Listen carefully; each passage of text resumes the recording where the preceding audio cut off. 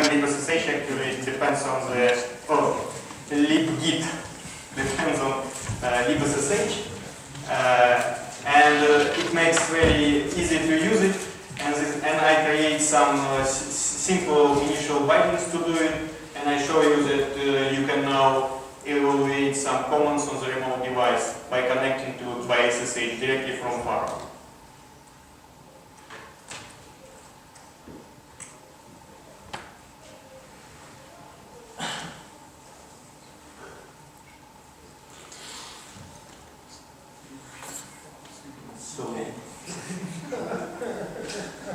So here you can see that we can connect. We can move it. No.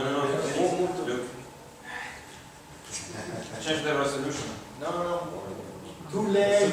Too late. That's right. We suggest to the other people to prepare their machine before, you know? So yes, I am able to connect to the Raspberry. And now I show you that I am able to connect to the Raspberry SSH, to the Raspberry machine by SSH. So first I need to create socket.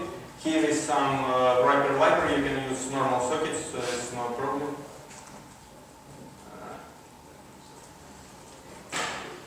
So I create socket. Then I need to initialize the library. So it is very raw primitive interface. So I don't put any object here. Then you need to create session, handshake. Then you can check the fingerprint. Then you can check the available auth methods, and then you can authenticate. And then you can create command channel and execute the command. And there is the data. So this is Raspberry. That's all.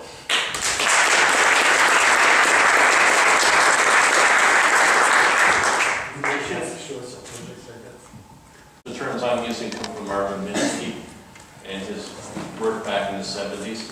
And so a frame is a data structure for representing a stereotype situation. You can have subframes, you can have slots.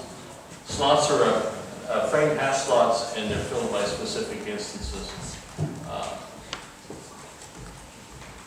So within the gemstone implementation, I've created a frame object, I've created a slot, I've created a slot behavior, which holds on to all the slots for a class, and all the slots for, and then each class can have the slot definition, and it's held on to by a group of frame models. So a slot, and this is where I was asking the question earlier, I've gone the route that the slot is actually a very rich first-class object, so it's responsible for initializing itself, it's responsible for its own security from access, it's also responsible for relationships with the other slots, and validation, and also slot dependencies, or the way that I've gone there. This is just a very quick view, just showing you that I've got the object, create the first object underneath. Then under that there's the a system, and the system has a frame model, and the frame model is made up of lots of slot behaviors, and the slot behavior then has a collection of slots.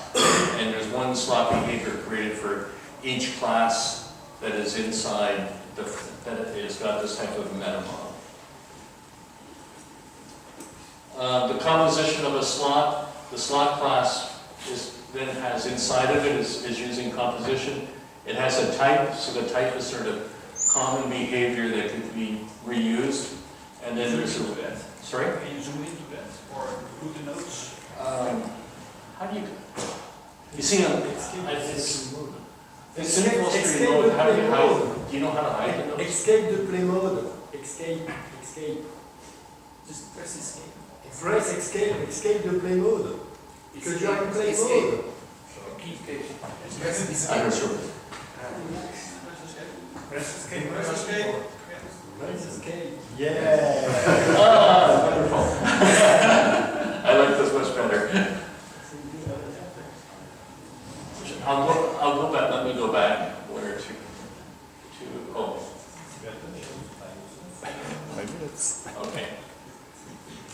So the way I've done it is I created a frame object because I created a frame object, and the frame object is a superclass, and then off of that, then I created a system because I'm using a system to define the application. Then within the system has a frame model, and so in this situation, I was just showing that you can have an S-unit model and like a regular model. I can switch back and forth for testing. The frame model is made up of a collection of slot behaviors, and each class, like frame object class, will have a slot behavior defined for it, and the slot behavior is got a collection of individual slot classes.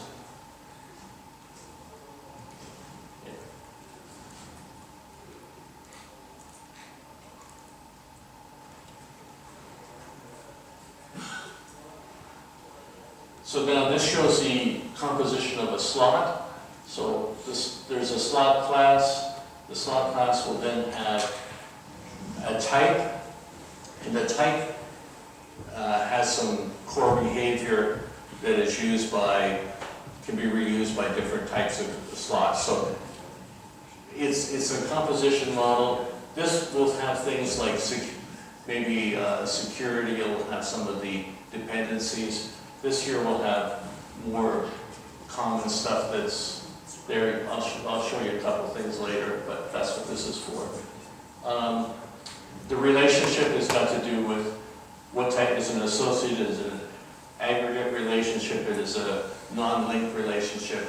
It's getting into how the different things put together, and then the cardinality. So this is a person class, and so this is the way I define the slots for the person class. So I just put a list in there. I put in all the different slot definitions, and then you can issue a build to create the frame model, and it goes through, and this is how it knows what slots to create.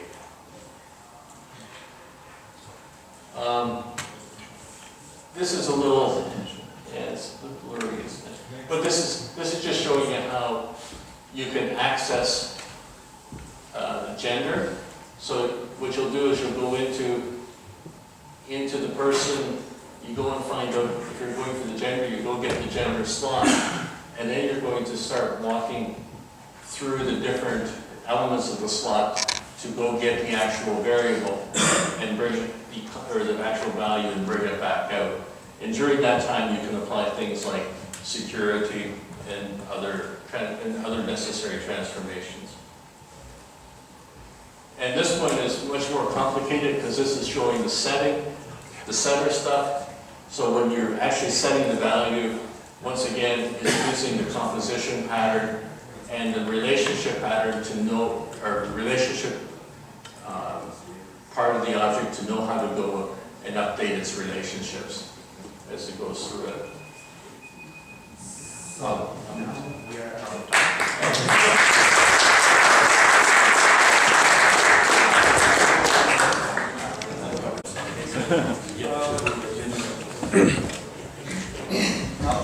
Okay. So my name is Juraj Kubalka, and I will present integration of Discord in Faro. So everybody knows what is Discord? No. Yeah. It's a chat service like a Slack or Messenger from Facebook or WhatsApp from other companies. So I did an integration in Faro because Faro community use it, so I wanted to play with this. And I will present demo what is possible to do with the current library. So there is my client, Stanan, where I have the chat for this presentation. And the first thing we can do is to send a message using webhooks.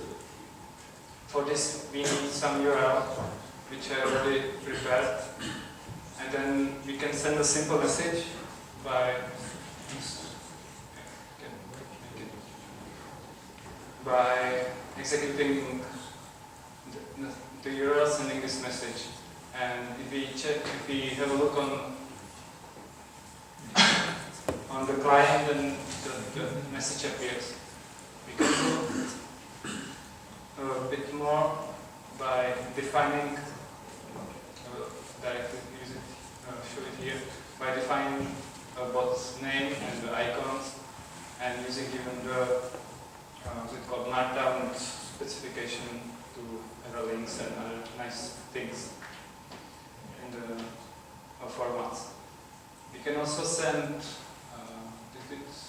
a bit complex messages, which has much more lines.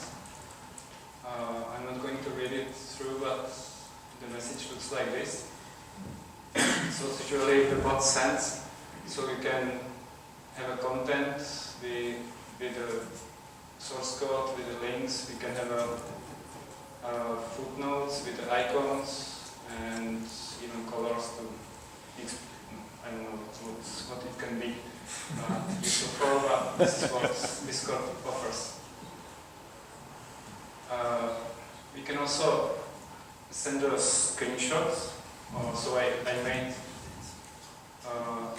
a method that I can put there and more, and it will be converted to the PNG and send it to the Discord. So if I do this, I should see the same screen I have in the file. And we can also send any data. So there is an example with the byte array, where I just sent like the last one. I need to know the name of the file and here the bytes I'm going to send. And it appears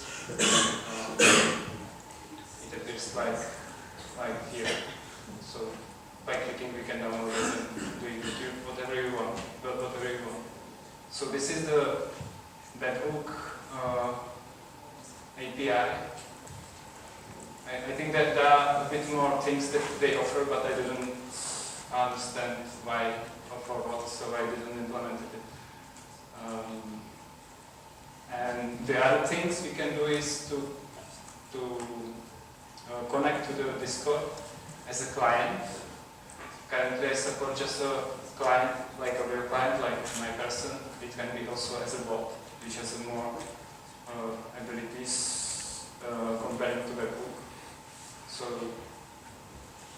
if I connect, for this I need email, I need password, then I can send similar messages as with the webhook. So here I have just an example of the complex message with a picture, with some icons, and even, I don't remember how they call it, icon on that side. And yeah, we also can send, again, example with any byte array. In that case, I am going to send the object. Just I use any random object, and I will send it as a byte array. So I will do this, and it's a PSC, so I could download it and put it over the firewall and having it inside.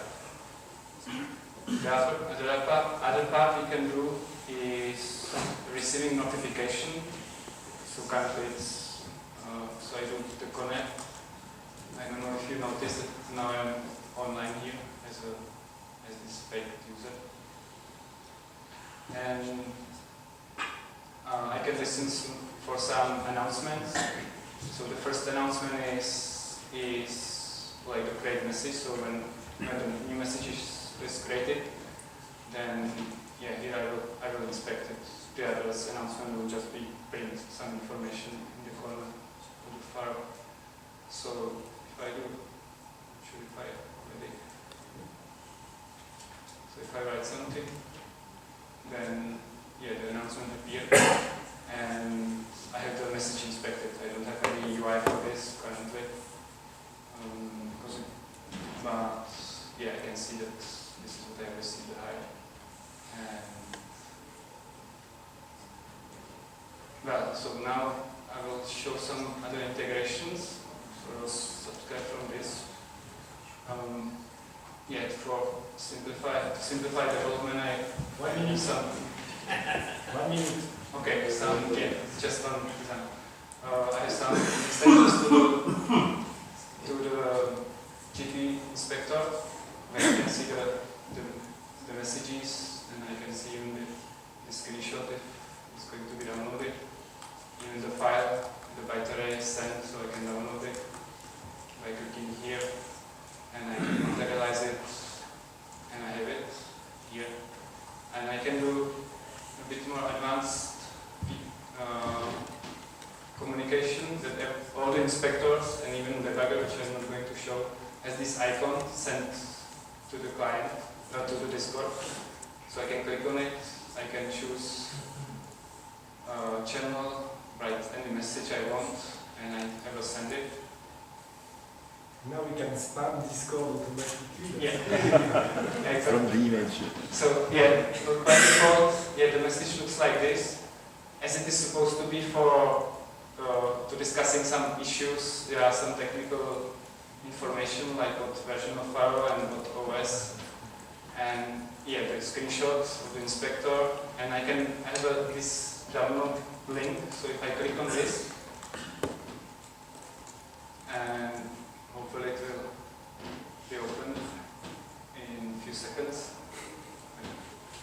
Okay, so then we can just copy paste this link to any empty firewall image, and well, this will download the Discord.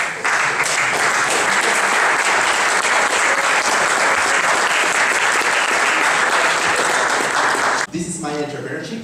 It's called IRPA and it's using software for education. I'm kind of in love with Smalltalk, so I wanted to use it for earning money and living from Smalltalk. So what we do is that I founded a company with a friend that is a psychologist and a businessman last year, and we sell software service to schools using Firewall as the backend and AngularJS in the frontend. And we already have a school that is paying us for using our software.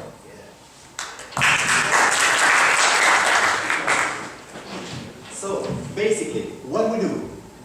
First, we help teachers to create tests. We don't help them with the content, but with all the problems and the cumbersome that it is dealing with Word and with the piles of paper sheets with all tests that they have to transcribe or just copy paste from previous tests from last 10 years. And why is that a problem? Well, for us, like configuring Word to print into letter size page or legal page is easy. But for teachers, it's a matter of hours that they are dealing with the printer and raging with it.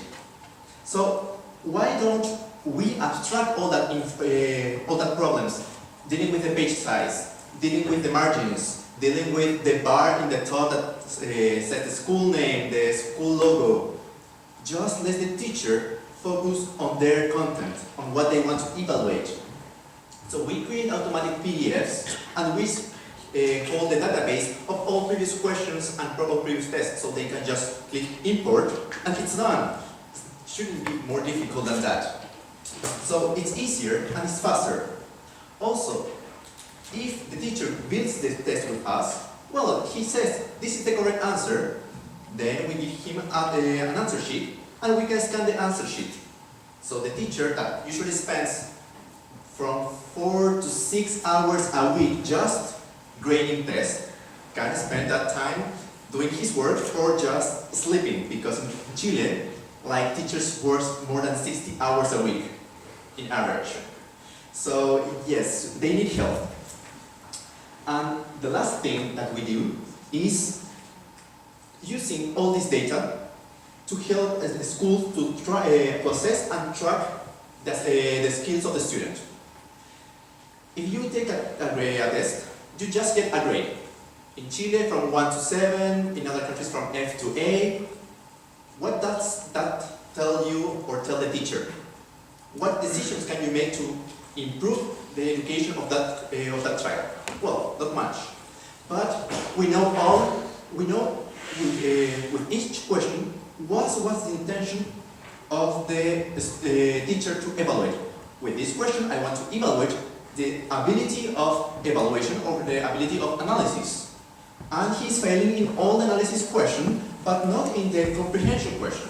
So maybe he should focus on that particular skill. That information was not available before for teachers. And the effort of gathering that data to take a conclusion is huge. But with this, it's almost for cheap. It's almost free. So why don't we provide these kind of services? And using Smalltalk, when you can easily change the stuff, start looking the data using the inspector and see what's going on in real time. So we can actually give value in real time to the teachers. That's what they need. They don't need the data for the next year when they are no longer their students. They need it now. And that's what we are doing with the teachers. So that's it for now. Thank you very much. I've been developing for many years now, almost 4 years, software application for fancy competitions. So you would say, oh, this is easy. No, it's more than 100,000 lines of code. So I will show you why. So this is how the interface looks. So for instance, you may have the competitions. You can, of course, all kinds of reports for the competitions. This is PDF generation, but I don't use this. I use English.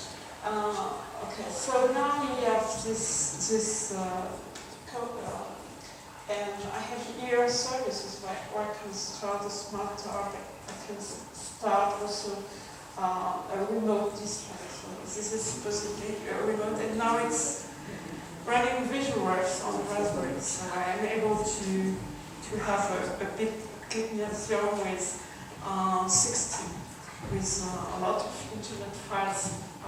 Clipnation is something like 16 meters.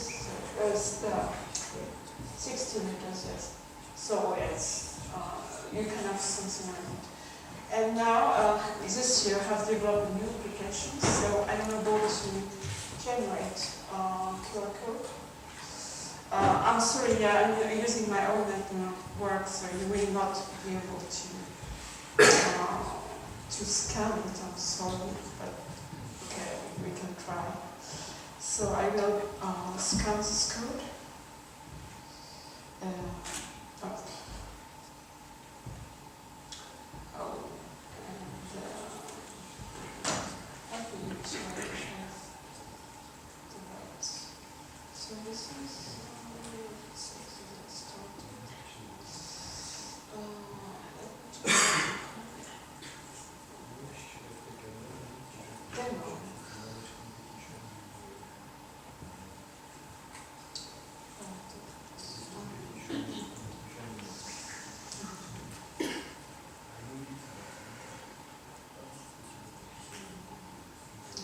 Let me scan it again.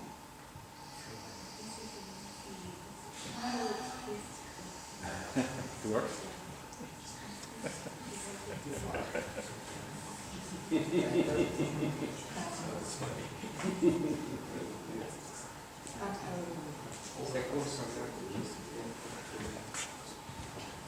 Okay, now it works. So I have here the same. And what I will ask is somebody in the audience, and then I can. Oops. So you can see the web up here, and you give it to the referee, well-known referee.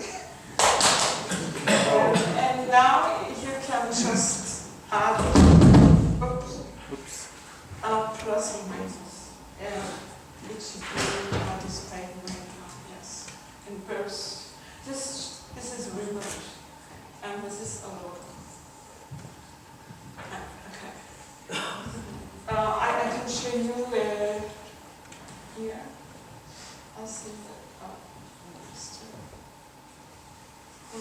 small town. Well, but okay, you can try something. Thank you very much. Dasa from Faro Consortium, and this summer we did a very novel program which is Google Summer of Code 2017 with Faro Consortium. For those who do not know, Google Summer of Code is a program sponsored by Google, and it promotes students to welcome into open source organizations and work for approximately 3 months on a project of their own choice, and they get paid very handsomely. So this was Faro's first year in GSOC, and we had 5 students with a very almost perfect gender ratio with 2 girls and 3 boys. So I like the fact that the Faro had a nice gender balance, because generally this is not the case.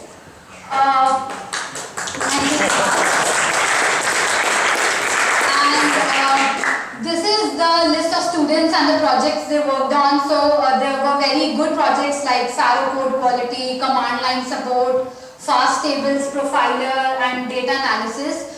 Apart from not only working on the projects during the summer, students even wrote research papers and presented their projects in this conference, for example. And I would like to thank all the mentors and the admins who were involved. Thank you so much, and I'm really sorry in case I missed someone's name. I'm really sorry. I just prepared the slides right now. If any one of you wants to just see a small video of what the projects were and what the end result was, this is a short link, and you can see on YouTube on Faro Projects channel. These are the 5 projects and their outcomes of the summer. Next year we want more projects, more mentors, and a nice representation of Faro in Google Summer of Code program. So if any one of you has a nice project idea or would like to mentor and help and support, you can always log on to gsoc.faro.org, come up with a project. Or if you know a student who is capable enough of doing a 3-month project with Faro and Google, please help us, because next year the applications would start around March. So we want to be well prepared and get more than 5 slots. Well, that's it. Thank you so much. And if any one of you would like to connect, please do. Thank you.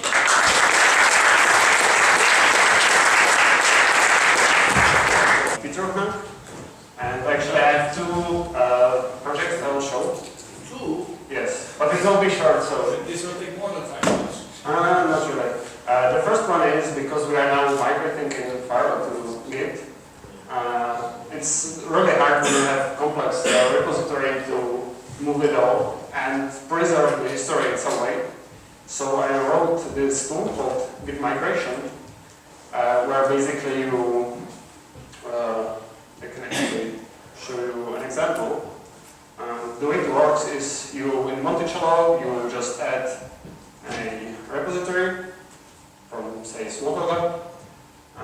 There are some packages and so on. This one in particular is, I intentionally broke it a little bit. For example, the numbering doesn't actually follow properly the order, because typically this numbering can be changed by hand. So for example, the number 3 has an ancestor number 4 and so on.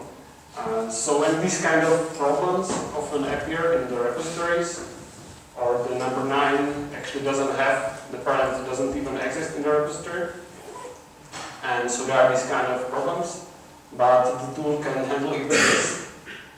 So the way it works is I just say the name of the repository, I cache all the versions, this will download all the mcz files for the repository and kill Smalltalk.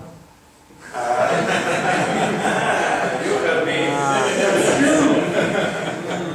Hope you so. We still not do it. There's no evidence. We have a video.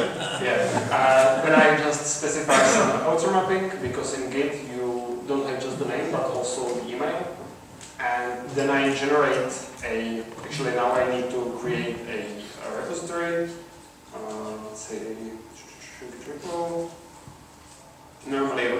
this in some graphical whatever, you will need to, the repository needs at least one commit, so let's say, let's create a file, let's add it.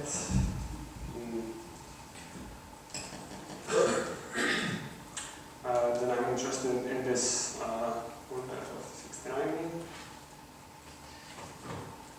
And this will, basically the way this works is that it looks through the history, ancestry, and so on, looks on all the files, and generates a special,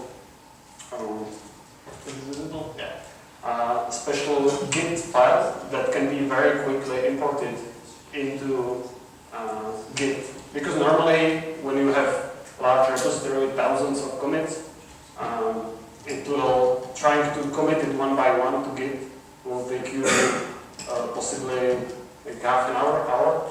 With this, it can be done very quickly.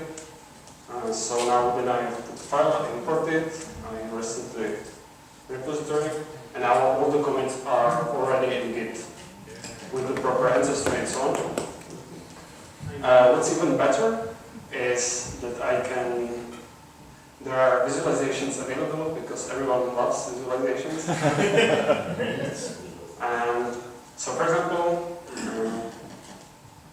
here I can show all the commits in the repository, and I can show it also for a single package with some additional data. And this will show you in what order the commits will be made. So you can see here that the number 4, as I shown, should be committed before number 3, because that's how the ancestry actually is. And you can also see that this purple one doesn't exist in the Smalltalk repository. But because it stores the ancestry, I can skip over it and keep the hierarchy. So this is available on GitHub under Git migration. And so there are some instructions, some discussion and so on, and all the visualizations. The visualizations can be a little bit complex. This is, I think, Polymath with all its commits and across different packages. So for example, I tried this on Polymath. Of course, downloading the MCZs took a while, but the import itself took like half a second, which was quite amazing. Sure. Yeah, so there's one, I guess, conceptual problem with moving from Smalltalk to Git, and that is that in Smalltalk every package has history of its own, so you can arbitrarily change history or the commit in each package, and this is not really possible in Git if all the packages are in the same repository. Because if you change commit, you will change all the packages. But so right now I just commit them together, but maybe for some projects it would be interesting to keep them in separate projects or separate branches and do this kind of stuff. But you will see in the history it will show actual merges of branches or commits together. So that's the first project, and the second one is a little bit more meta, and that is I've implemented in Faro the entire UML meta model. So this is actually generated code for the most part. I wrote the generator and so on. So this is like all the classes, like 300 or whatever of UML, and for that I also have a XMI reader and writer, which means if I have a XMI file, for example, this is the UML specification itself, I can read it into Faro and it will be right into the appropriate classes, and then I can look through all the packages and the classes there and look at all the different attributes and comments and roles and whatever is in the specification. It's not entirely complete, because for example, associations in YAML can override each other, and there are methods described only with OCL, which I need to implement by this model. But you can start using it, yes. And so this is all available on GitHub under OpenPong organization. So there's the XMI, which is yet another part of it, where you can just represent an XML file. And this is the UML generator, so you can tweak it if you need. The reader, the writer, the descriptions, and the UML itself. And we also use it in our OpenPong modeling tool. It's still work in progress, but right now we are already using the proper UML meta model, which is much better than the hex we had before. So this is basically, you can, right now we are focused mostly on the class diagrams part. So you can create classes, connect them together, add attributes, operations, whatever other nonsense is available in UML. And we are also working a little bit on profiles. So for example, yeah, it doesn't fit. There it is. So this is a UML profile of a particular ontological profile of UML. And for example, here there's a stereotypic association that has two Boolean properties. And when I have an actual association, I can select this stereotype, and then it will automatically appear here. So we are moving towards having ideally complete metaboling tool for UML, but that's still a long way ahead. But yeah, we are getting there slowly but surely.